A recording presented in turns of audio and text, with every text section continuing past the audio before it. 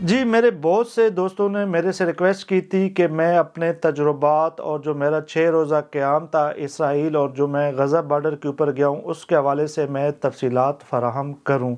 اور میں خود بھی یہی چاہتا تھا کہ لوگوں کو پتہ لگے کہ اسرائیلی عوام کیا سوچتے ہیں، وہاں پہ کیا چل رہا ہے، اور غزہ بارڈر کے اوپر کیا صورتحال ہم نے دیکھا ہے، جو آنکھوں دیکھا حال ہے وہ آپ کو بتائیں۔ اور اس حوالے سے آج کا یہ جو ویلاگ ہے یہ ہوگا۔ سب سے پہلے میں آپ کو بتاؤں کہ جب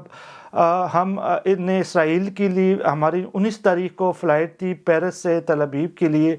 تو جب ہم گئے تو ہمیں ایک جو نئی چیز معلوم ہوئی وہ یہ تھی کہ اسرائیل کے لیے جو امیگریشن ہوتی ہے وہ 2 دفعہ ہوتی ہے۔ ایک جب آپ بورڈنگ کارڈ لیتے ہیں کسی بھی ملک سے، آپ اسرائیل کے لیے سفر کرتے ہیں تو وہاں پر بھی آپ کی امیگریشن ہوتی ہے، اس کے بعد آپ کو بورڈنگ کارڈ دیا جاتا ہے، اور اس کے بعد آپ جو ہے وہ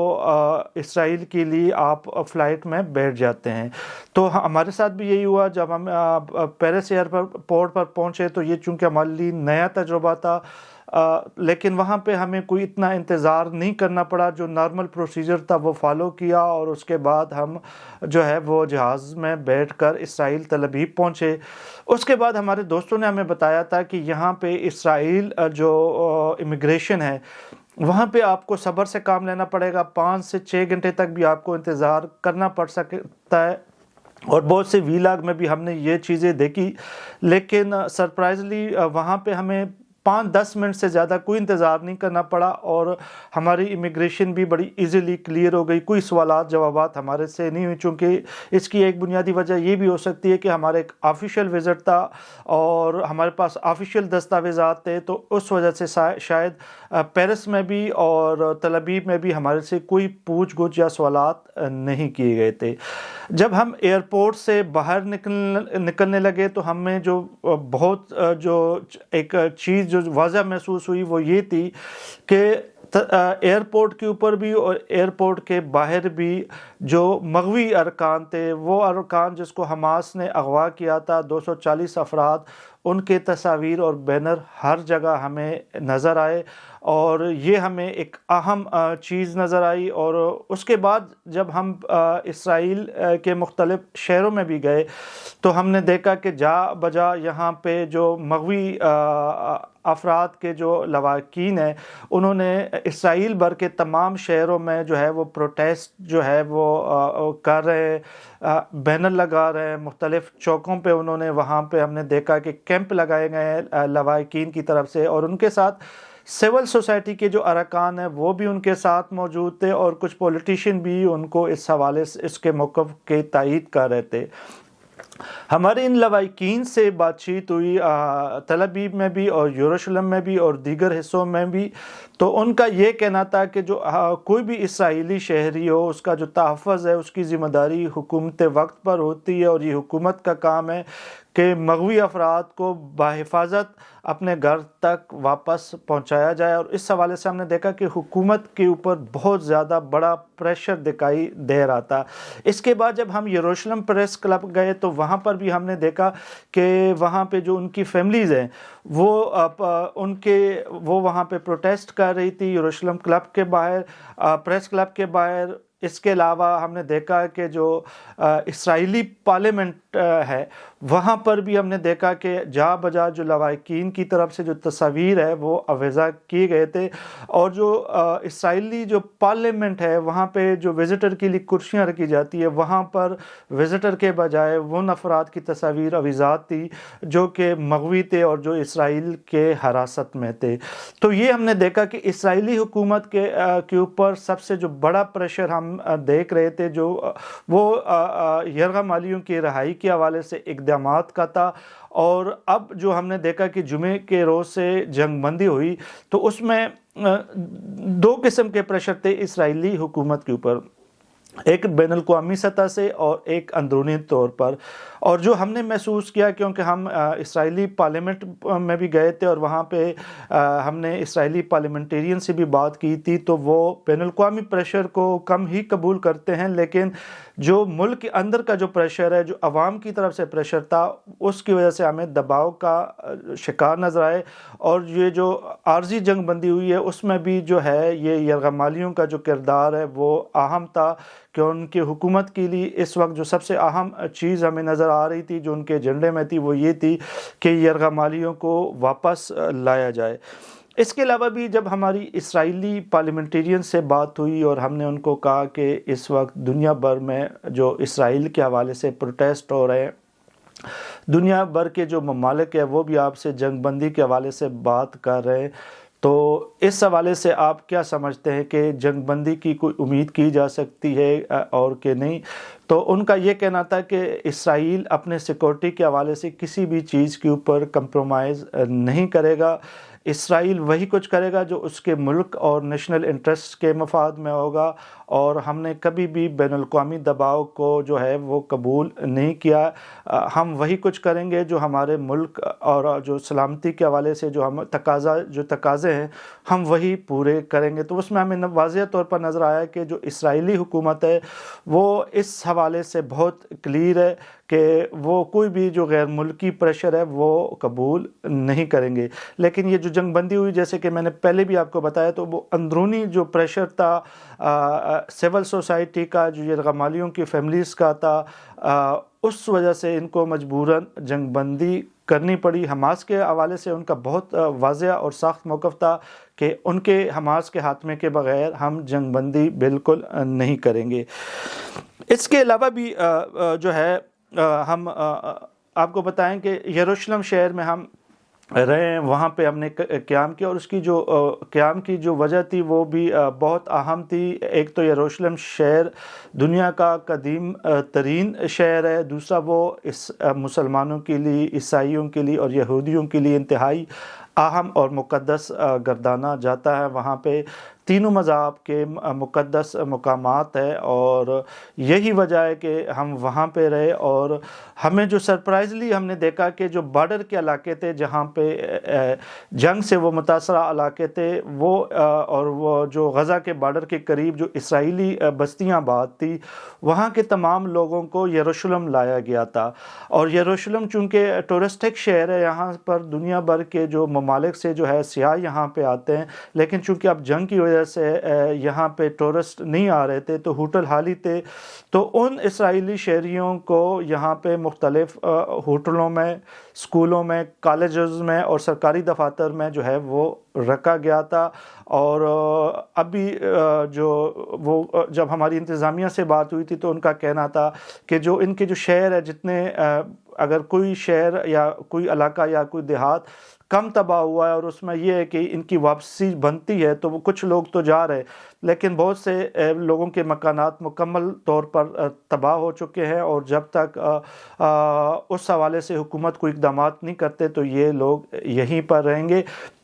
اور جب ہم نے ان سے پوچھا کہ یروشلم کو کیوں چوز کیا گیا کہ ان لوگوں کو یہاں پہ رکھا جائے، تو ان کا کہنا تھا کہ جو یروشلم شہر ہے، یہاں پہ یہ مسلمانوں کے لیے بھی جو ہے مقدس شہر ہے، عیسائیوں کے لیے بھی اور یہودیوں کے لیے بھی، اور یہاں پہ مسلمان کم ہی میزائل اٹیک کرتے ہیں. تو یہی وہ وجہ تھی جس کی وجہ سے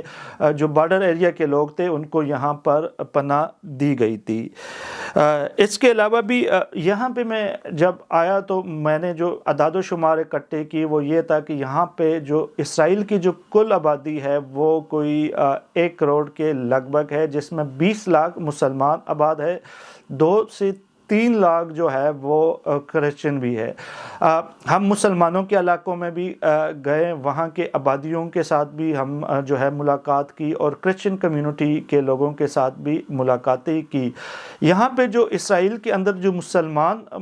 بستے ہیں، ہم نے ان سے بات چیت کی اور ہم نے یہ جاننے کی کوشش کی کہ وہ اس جنگ کے حوالے سے کیا سوچتے ہیں، کیا بات کرتے ہیں. اس میں جو ہمیں چیزیں معلوم ہوئی وہ یہ تھی کہ جو اسرائیل کے اندر جو مسلمان ہیں وہ اسرائیل اور جو غزہ یا فلسطین کے لوگوں کے درمیان اس وقت سینڈوچ سے بنے ہوئے ہیں، اور اس کی بنیادی وجہ یہ تھی کہ ان تمام یہ جو مسلمان ہیں یہ عرب نژاد ہیں، ان کی فیملیز کزنز وغیرہ غزہ فلسطین میں جو ہے وہ رہتے ہیں، تو یہ سمجھتے ہیں کہ اگر وہ حماس کے خلاف بات کرتے ہیں تو ان کے جو فیملی کے لوگ ہیں، وہ جو رشتہ دار ہوں گے وہ اس سے ناراض ہوں گے۔ دوسری، اگر وہ اسرائیل کے خلاف بات کرتے ہیں تو پھر وہ ان کی یہاں پہ انٹرسٹ ہے، یہاں پہ وہ جاب کرتے ہیں، یہاں پہ وہ کاروبار کرتے ہیں، ان کے مسائل میں اضافہ ہو سکتا ہے۔ تو جو ہم نے مسلمانوں میں دیکھا وہ زیادہ تر اس حوالے سے بات کرنے سے اجتناب کر رہے تھے، لیکن بہت سے مسلمان یہ بھی کہتے ہوئے نظر آئے کہ ہماری جو معاشی حالت ہے وہ فلسطینی عوام سے بہتر ہے، غزہ کے عوام سے بہتر ہے، یہاں پہ جمہوریت ہے اور وہاں پہ اس وقت جمہوریت نہیں ہے، 2006-07 کے بعد وہاں پہ الیکشن نہیں ہوئے، لیکن ان سے جو ہماری بات چیت ہوئی وہ بہت نپی تلی وہ بات کر رہے تھے اور کوشش کر رہے تھے کہ کوئی بھی ایسی بات نہ کرے جس سے یہ تاثر ملے کہ وہ غزہ یا اسرائیل کی سائیڈ لے رہے۔ تو اس میں ہمیں یہ محسوس ہوا کہ یہ لوگ دونوں طرف سے ایک سینڈوچ بنے ہوئے ہیں اور ان کی صورتحال کافی کنفیوژن ہے۔ اس کے بعد جو عیسائیوں کی بھی یہاں پہ جو یروشلم ہے اس میں جو ہے وہ 4 کوارٹرز ان کو کہے جاتے ہیں، ایک یہودیوں کا علاقہ ہے، ایک عیسائیوں کا، ایک مسلمانوں کا اور ایک ارمینین کا، اور ارمینین بھی بیسیکلی زیادہ تر جو ہے وہ کرسچن ہے اور ان کی آبادی اتنی زیادہ نہیں ہے، 2-3 لاکھ کے قریب ہے۔ تو جب ہم نے ان سے اس حوالے سے بات کی تو ان کا یہی کہنا تھا کہ دیکھیں یہ جنگ اسرائیل نے شروع نہیں کیا، حماس نے شروع کیا، اور وہ چاہتے ہیں کہ امن ہو، لیکن وہ حماس کی مذمت بھی کرتے ہوئے ہمیں نظر آئے۔ اس کے علاوہ بھی جو سب سے اہم جو لوگ تھے، جو یہودی تھے، جو اسرائیل میں بسنے والے یہودی تھے، ان کے ساتھ بھی ہماری ملاقاتیں ہوئیں، اور اس حوالے سے آپ کو بتائیں کہ اسرائیلی جو یہودی جو تھے ان سے جب ہماری بات ہوئی اور جب ہم نے ان کو یہ کہا کہ دیکھیں حماس نے آپ کے اوپر اٹیک کیا اور یہاں پہ 1200 سے 1300 تک لوگوں کی ہلاکت کی خبریں ہیں، لیکن وہاں پہ آپ دیکھیں کہ فلسطین کے اندر، غزہ کے اندر 15,000 سے زائد لوگ اموات جو ہے وہ ہوئی ہیں اور زیادہ تر اس میں خواتین، بچے ہیں۔ تو اس حوالے سے آپ اپنا کیا نقطہ نظر رکھتے ہیں؟ میجورٹی جو اسرائیلی جو عوام تھے ان سے جو ہماری بات ہوئی وہ یہ کہتے ہوئے نظر آئے کہ دیکھیں یہ جنگ ہم نے شروع نہیں کی، یہ جنگ حماس نے ہم پہ مسلط کی ہے، جو پہلی بات ہے۔ دوسری بات جو انہوں نے کہی وہ یہ تھی کہ وہ کنڈم کر رہے تھے کہ جو سویلین یا خواتین یا بچے اس کی ہلاکتیں ہوئی ہیں، وہ اس چیز کے اوپر اظہار افسوس کر رہے تھے، اور وہ یہ کہہ رہے تھے کہ ہم نے مختلف جگہوں پہ پروٹیسٹ بھی کیے ہیں یہاں پہ اسرائیل میں کہ جو جنگ کے دوران کسی سویلین یا معصوم لوگوں کی جان نہ جائے، اور اس حوالے سے وہ بہت کلیئر موقف رکھتے تھے۔ لیکن ہمارے سے بھی انہوں نے یہ ایک سوال کیا جس کا جواب ہم سے نہیں دے پایا گیا، اور وہ یہ کہتے ہوئے بہت سے اسرائیلی یہودیوں نے ہم سے یہ سوال کیا تھا کہ دیکھیں جب غزہ میں یا فلسطین میں کوئی بھی سویلین کیجوالٹی ہوتی ہے اس پہ ہم افسوس بھی کرتے ہیں، پروٹیسٹ بھی کرتے ہیں اور حکومت سے ڈیمانڈ کرتے ہیں کہ کوئی بھی سویلین افراد کو نہ مارا جائے، بلکہ ٹارگیٹنگ آپ کریں، ٹارگیٹنگ کارروائی کریں۔ اگر آپ کو کوئی انفارمیشن ملتی ہے کہ حماس کے لوگ ہیں یا جنگجو ہیں تو آپ اس کے اوپر حملہ کریں اور ٹارگیٹنگ کریں، سویلین کی اموات سے اجتناب کیا جائے، اور اس حوالے سے ہم حکومت کے اوپر پریشر بھی ڈالتے ہیں۔ لیکن جو مسلم ورلڈ ہے اس میں اگر کوئی بھی خبر ایسی آتی ہے کہ کیجوالٹی ہوتی ہے اسرائیل میں اور سویلین لوگ مارے جاتے ہیں یا عورت اور بچے مارے جاتے ہیں، تو اس پر آپ لوگ مسلمان خوشی کیوں مناتے ہو؟ یہ ایک ایسا سوال تھا جس کا جواب مجھ سے بھی نہیں دے پایا گیا، اور اس میں کہیں نہ کہیں پہ حقیقت بھی ہے، کیونکہ ہم جب پاکستانی میڈیا میں دیکھتے ہیں کہ فلانی جگہ پہ اسرائیل کتنے لوگ مارے گئے ہیں تو لوگ اس کے اوپر خوشی کا اظہار کرتے ہیں۔ تو میرے خیال میں میں بھی ان کی اس بات سے متفق ہوں، سویلین چاہے وہ فلسطین میں مارے جائیں یا اسرائیل میں مارے جائیں اس کی مذمت کرنی چاہیے۔ اس کے علاوہ ہم نے بہت سے ایسے اسرائیلی خاندان کے مغوی افراد کے خاندان کے لوگوں کے ساتھ ملاقات کی جن کے پیارے اب حماس کے زیر کنٹرول ہے، اور ان کی کہانیاں سنی، اور اس کے علاوہ جو بارڈر سے متاثرہ لوگ تھے اور جو یہاں ریفیوجی ہو کے یروشلم میں آئے تھے، ان سے جو ہماری باتیں ہوئی تو وہ بھی بہت المناک کہانیاں تھی بارڈر کے اوپر. پھر ہم جس طرح سے انہوں نے ڈسکرائب کیا کہ جس طرح اچانک حملہ ہوا تھا، اور جس دن 7 اکتوبر کو یہ واقعہ ہوا تھا، یہ یہودیوں کا ایک مذہبی تہوار تھا اس دن، اور اس دن عام تعطیل تھی. اور اس کے بعد جو ہے ہم نے دیکھا کہ 3,000 سے 3,500 تک جو ہے وہ میزائل فائر کیے گئے تھے حماس کی جانب سے، اور حماس کے بہت سے جو لوگ تھے وہ بھی یہاں پہ وہ اسرائیل کے اندر 60 کلومیٹر کے اندر وہ گھس کر انہوں نے کارروائیاں کی تھی. تو اس حوالے سے جو لوگوں کی ہم نے کہانیاں سنی، اس میں زیادہ تر یہ عام لوگ تھے، اسرائیلی تھے، سیٹلر تھے. تو ان کے کہانیوں میں بڑا درد چھپا ہوا تھا، اور وہ بہت ان کا جو علاقہ ہے وہ اس کا پھر ہم نے بعد میں وزٹ بھی کیا تھا، بہت متاثر، وہ بہت پریشان تھے. اور چونکہ بہت سے ہزاروں لوگ جو ہے اپنے علاقوں سے بے گھر ہوئے ہیں، تو نفسیاتی طور پر بھی بہت سے لوگ پریشانی کا شکار تھے. اس کے علاوہ پھر جب ہم اسرائیلی بارڈر کے اوپر گئے، یہ جمعرات کا دن تھا، اور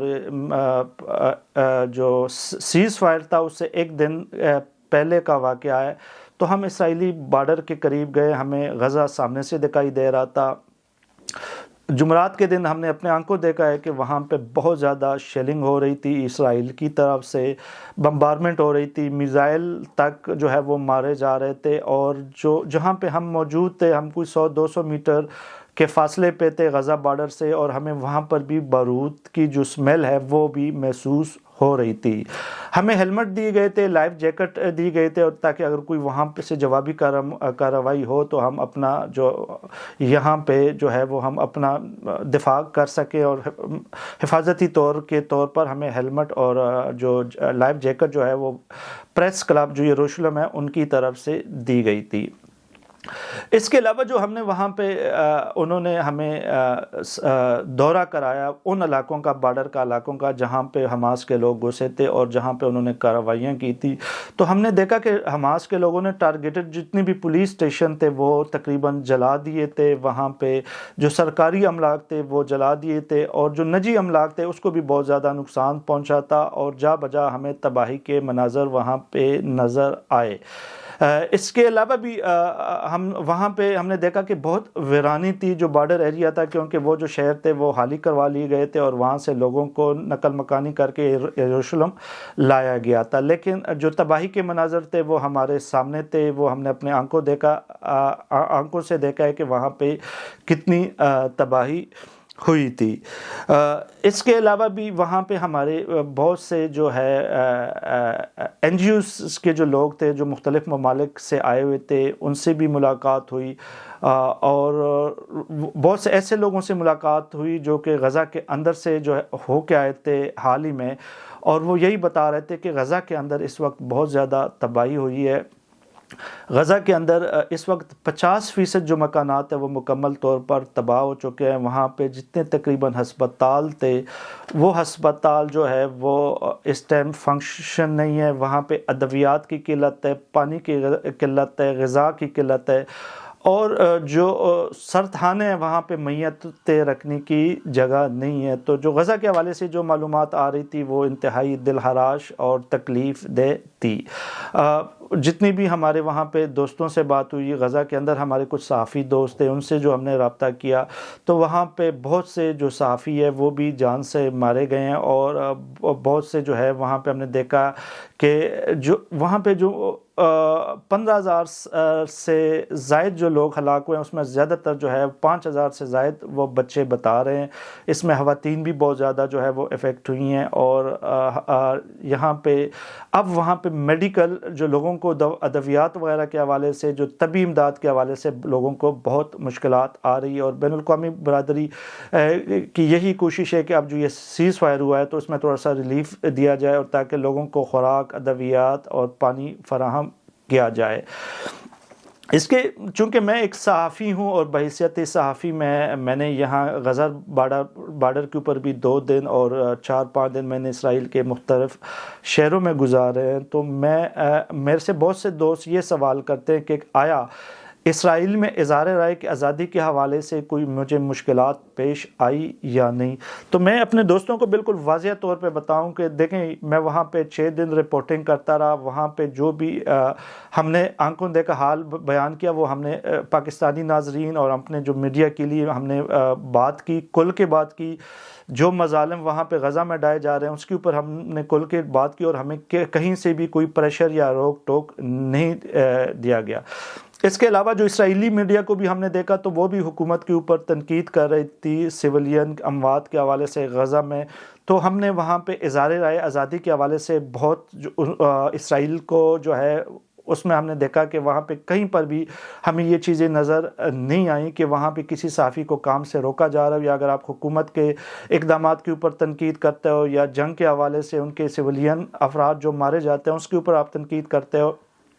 تو آپ کو کوئی مشکلات کا سامنا کرنا پڑ سکتا ہے. میں نے 6 دن رپورٹنگ کی میں نے وہاں پہ مشکل حالات میں اسرائیل کے حوالے سے ہم نے جو بھی وہاں پہ مظالم ہوئے ہیں غزہ کے حوالے سے اس کو ہم نے اجاگر کیا، لیکن ہمیں کہیں سے کوئی بھی پریشر نہیں آیا، کوئی مسائل کا سامنا نہیں کرنا پڑا. اس حوالے سے میں یہ سمجھتا ہوں کہ وہاں پہ ایک جمہوری معاشرہ ہے اور اظہار رائے کی آزادی کے حوالے سے وہاں پہ کوئی مسائل نہیں ہے.